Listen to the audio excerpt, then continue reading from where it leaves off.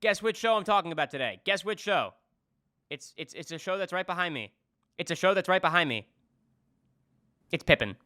Nah, I'm just kidding. It's Book of Mormon. Hello, my name is Jared G., and I would like to talk about how South Park changed Broadway. I love comedic songs about STIs. It would be like if I wrote a musical song about herpes. Did you know that 47.8% of Americans ages 14 through 49 have herpes? Did you know that 47.8% of Americans, many Samaritans, have HSV before their 30s? For the most part, it's totally harmless, though that cold sore may make you feel charmless. An STI's an enigma if you see one, but you realize there's a stigma for HSV1. 'Cause you know that most of the population, any nation, has a herpes infection. Cause you know what you've been missing from your kissing is you're probably spreading herpes infections. Oh, you thought you had some oral action, but then you had an edible genital viral interaction. Did you know that 64.2% of the people on planet Earth under age 50 all have herpes? Did you know that 50 to 80% of Americans have a progression but no comprehension, that there's a conception that there's a impression that we all have herpes? We got herpes! We got herpes! We got herpes! We got herpes!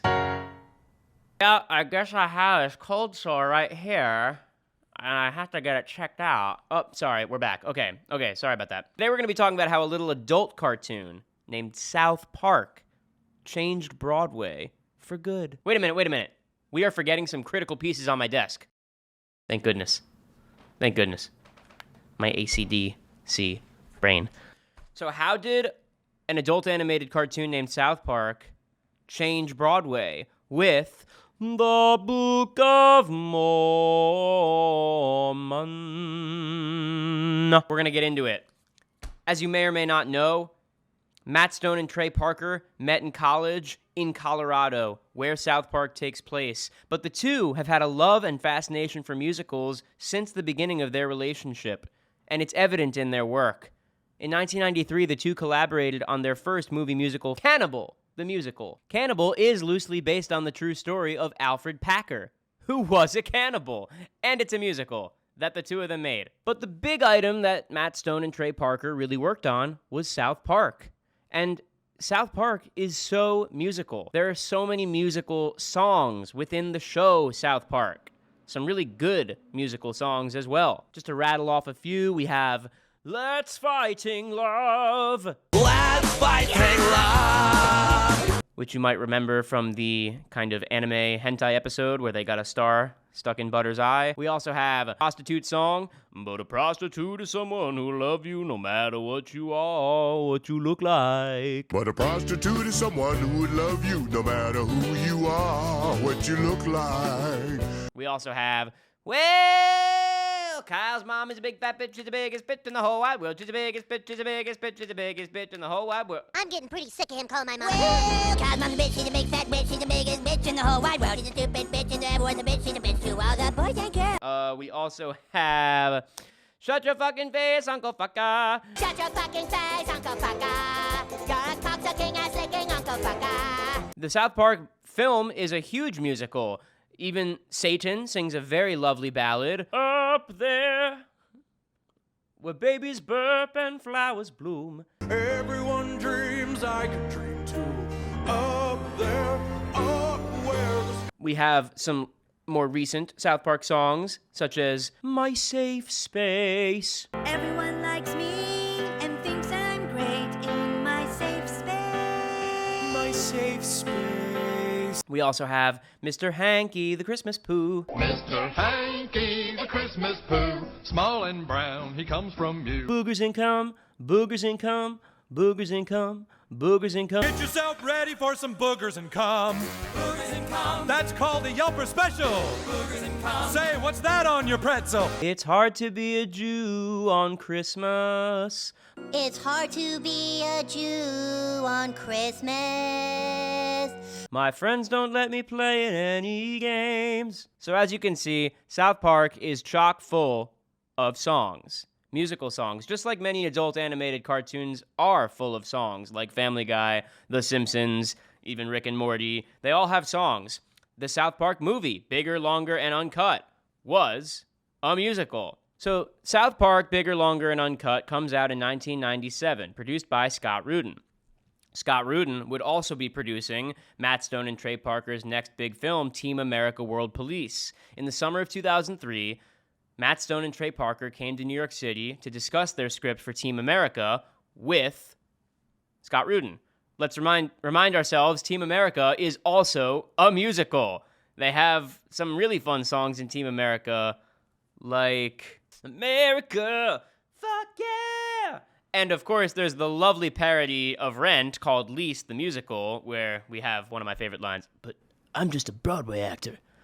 But I can't help you. I'm just a Broadway actor. And we have, and they're singing the finale of Least, which is, everybody has AIDS! Everyone has AIDS. My grandma and my dog go blue. AIDS, AIDS, AIDS. The Pope has got it, and so do you. AIDS, AIDS, AIDS, AIDS. Come on, everybody. So where were we? Matt Stone and Trey Parker came to New York City in 2003 to discuss their script with Scott Rudin for Team America. Scott Rudin suggested that the two of them see the recent Tony winner for Best Musical, Avenue Q, because he thought the marionette puppets that would be featured in Team America could be inspired by the furry Jim Henson-style puppets in Avenue Q.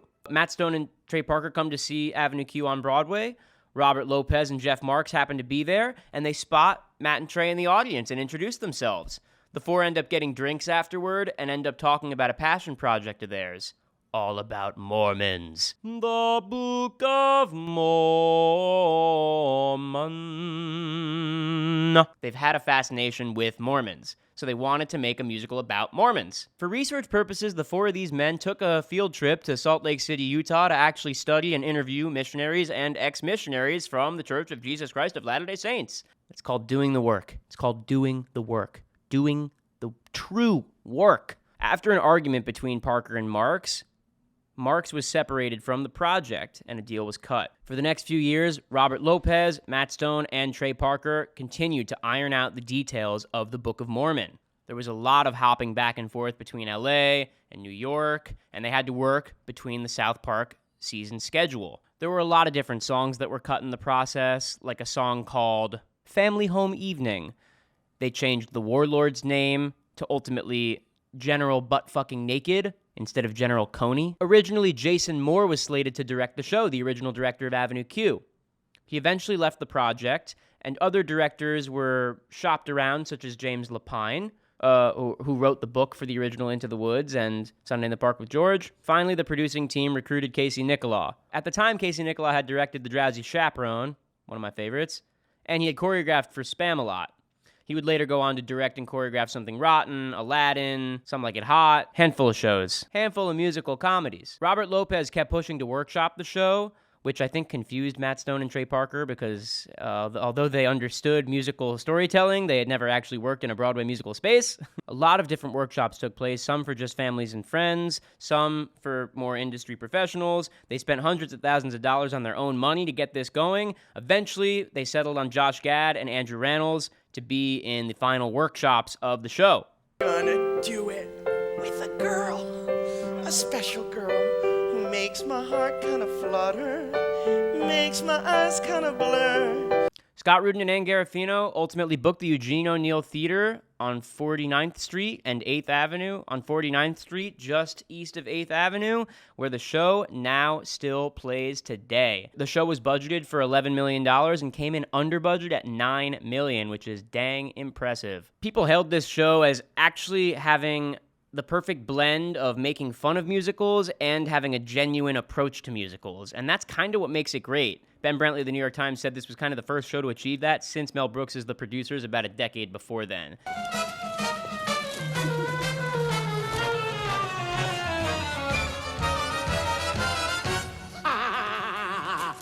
And it's true, I love a good musical comedy, and no one knows musical comedies better than Matt Stone and Trey Parker from South Park. It's just so evident in their work. Book of Mormon went on to win a whopping 9 Tony Awards, including Best Musical, Best Score, Best Book, Best Orchestrations, Best Featured Actor, Best Set Design. But it won a lot of Tonys, which obviously has staying power, and the show now is running over 5,000 performances as of today. Some notable cast alumni we can talk about. Gavin Creel, the late Gavin Creel, I did get to see in 2015 play Elder Price on Broadway. I believe he started as Elder Price in the West End. Andrew Rannells and Josh Gad originated Elder Price and Elder Cunningham, respectively. This was a game changer for Josh Gad, who then went on to voice Olaf in Robert Lopez's Frozen. Ben Platt played Elder Cunningham on the second national tour when it first opened in Chicago. Nikki M. James won a Tony for her performance as Nabalungi in the original Broadway company. Jared Gertner also played Elder Cunningham. Michael Potts was the original Mafala, who is the guy in The Prom on Broadway singing, "We Look to You." Brian Tyree Henry was the original General. Gray Henson played Elder McKinley on the first U.S. tour, who then was nominated for a Tony in Mean Girls. Rory O'Malley originated that part on Broadway. And A.J. Holmes played Elder Cunningham in Australia, who is now a writer on South Park. Even Dylan Mulvaney was on one of the tours of the Book of Mormon. As for the show, the Book of Mormon itself, it's got some gangbuster show-stopping numbers, such as Man Up, the finale, which incorporates elements from every song from Act 1 thus far, such as, he's singing, she goes, "Salt Lake, a city, a place for hope and joy. Man up! Heavenly Father, why do you let bad things happen? Man up! Turn it off!" This is an element that's used in a lot of really good Act 1 finales of musicals, such as the quintet in West Side Story.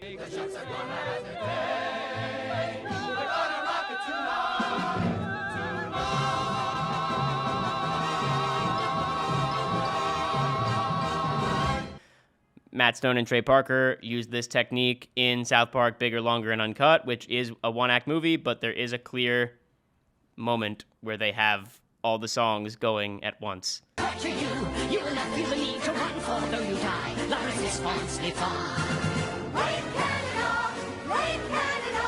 It really captures a great tone.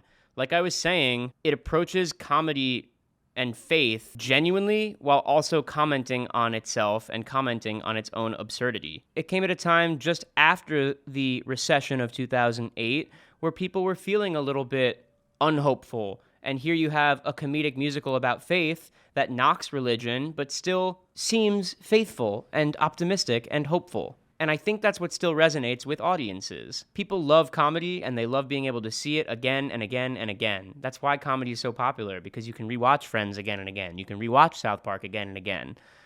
And the Book of Mormon is one of those shows that it makes you feel as though tomorrow will be a latter day, even if you completely doubt that God exists. You can still have faith, even if you don't have faith in God, or your type of God, or his type of God, or their type of God. And that is what makes the Book of Mormon genuinely cheeky and charming. In conclusion, I can drop into Book of Mormon pretty much any day of the week as I could drop into Wicked. It's pretty much just as uplifting and as much of a good time. There's belting, which everyone loves a good belt, and good songs and good book and good storytelling. Slap some talented actors up there, and you got yourself a great Broadway musical with a big cast. It's unheard of today, and that is why, nearly 14 years later, the Book of Mormon still runs on Broadway at the Eugene O'Neill Theater. Goodbye. Thank you for watching. Don't forget to hit subscribe on YouTube with Curtain Calls with Jared, at Curtain Calls with Jared, at Curtain Calls with Curtain Calls with Curtain Calls, at Curtain Calls with Jared, at Curtain Calls with Jared.